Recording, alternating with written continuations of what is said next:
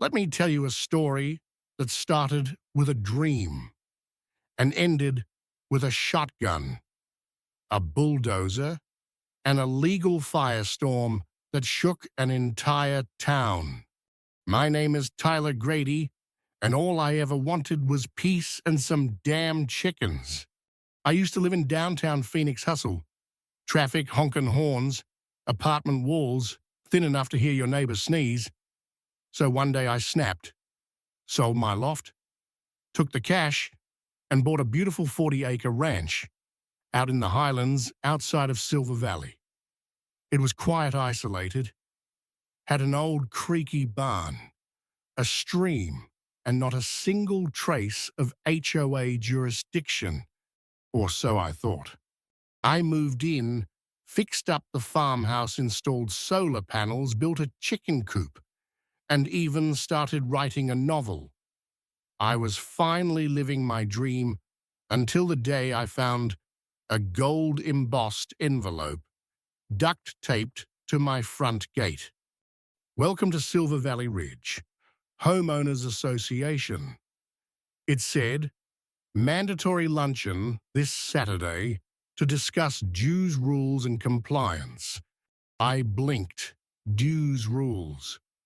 I lived a full mile from the nearest subdivision. I thought it was a mistake. Crumpled the invite and forgot about it. Until a man named Glenn Weaver rolled up in a golf cart the next day like he owned the place. You're in violation, he said, holding a clipboard. Chickens aren't allowed. I'm sorry, who are you? HOA president. We've annexed your property. Annexed like I was Poland. Apparently, Silver Valley Ridge had used a shady clause in the county zoning codes to expand their visual buffer zone, which meant, according to them, that since my land was visible from their gated community, it was now part of their HOA. They even filed papers at the county office without my knowledge. I laughed, told Glenn to leave. He didn't. So I called the sheriff. The sheriff, of course, shrugged. Civil matter, he said. Get a lawyer. That was the moment I knew this wasn't about noise complaints or aesthetics. It was about control. And Glenn had a history. Turns out, before his HOA gig, he worked in real estate development. Rumor was his pals were looking to rejuvenate the rural land around Silver Valley and turn it into a luxury golf resort. But they needed to show a unified community to get state funding. My ranch. It was the one holdout, and I had no plans to sell, so they tried to make my life hell. First, the letters, violations for improper fencing, unapproved livestock, and get this barn paint, not matching community color standards. Then they welded a gate over my driveway. I cut it down. They flew a drone over my property. I knocked it out of the sky with a slingshot. 10 points for the wrist shot. But then it escalated. One morning I was feeding the goats when I heard gravel crunching. Glenn, in his HOA windbreaker, walked up the porch steps with a shotgun in his hands. This is your final warning, he growled. Join the HOA or get off this land. I froze. My heart pounded. But I stood tall. You don't scare me, he fired. Not at me, but inches from my boot. The message was clear. That's when my neighbor, JD, a grizzled Vietnam vet with a truck older than I am, pulled up and stepped between us.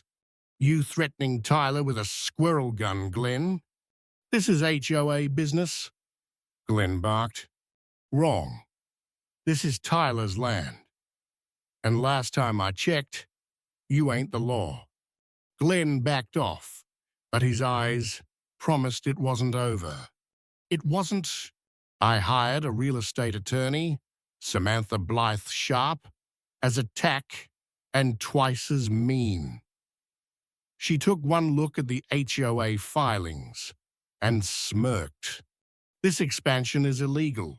No consent, no vote, no proper notice.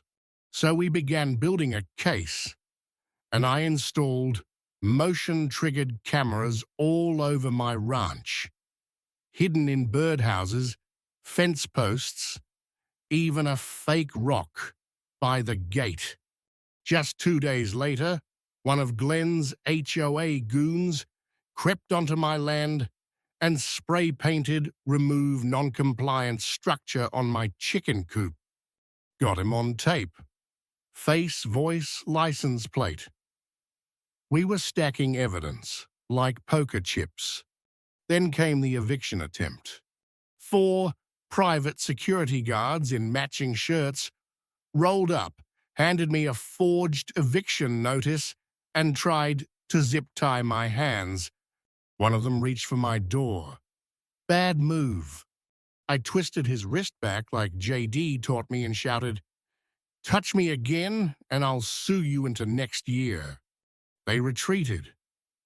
But Glenn smiled, locked my gate with a fresh padlock, and said, "You've got 48 hours. Next time we bring movers." The next morning, JD showed up with backup 3 trucks, flying flags full of veterans from the local VFW. "You called the cavalry?" I asked. "Nope," JD said. "We are the cavalry." We tore down their signs, reinforced the fence, hung up a giant metal plate that said, "Private Ranch, Stay Out." Then the HOA came back with a bulldozer. They tore down my eastern fence, ripped out concrete posts, and spray-painted, "You were warned" on the barn. I found a note in the bulldozer cab, "Join or lose everything." That was it. I posted the footage online.